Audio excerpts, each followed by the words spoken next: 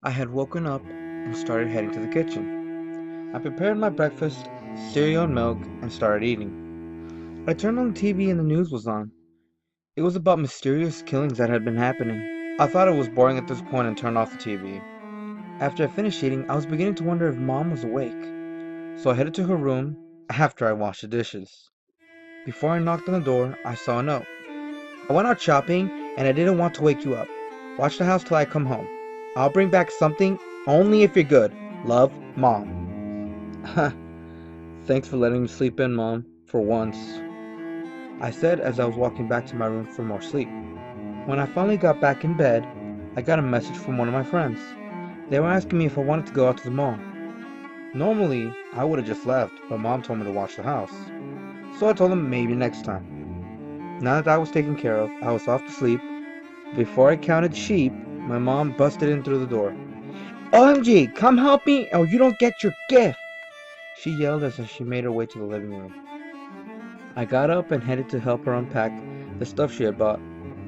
After what felt like forever, we were done unloading and putting up the stuff.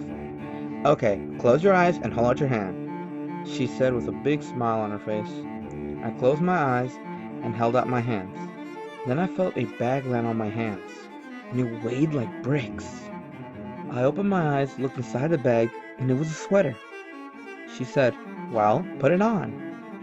And I put it on, reluctantly.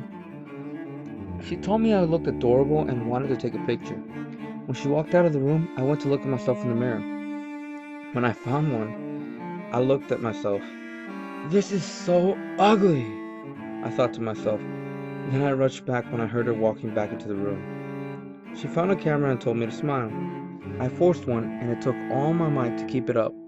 After the flash, in a heartbeat, it was off me and in the bag.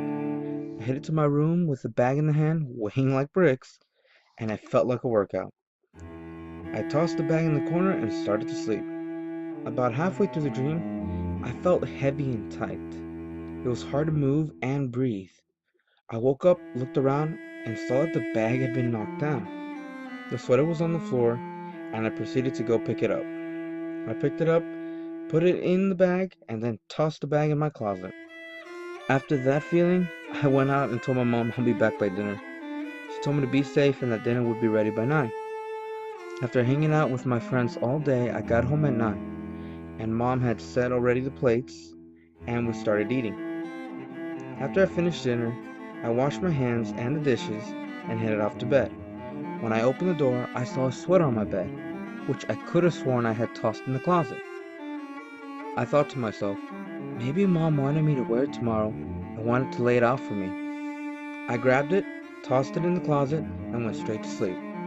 About halfway through my dream, I felt it again. Tightening and heavy feeling, but this time, I felt it around my body. It was getting tighter, and soon I was being choked. I opened my eyes and saw the sweater on me, and I was freaking out. I took it off me and threw it against the wall. Moments later, it stood up and started crawling towards me. I ran out the room and headed to the kitchen. I looked for a lighter or scissors.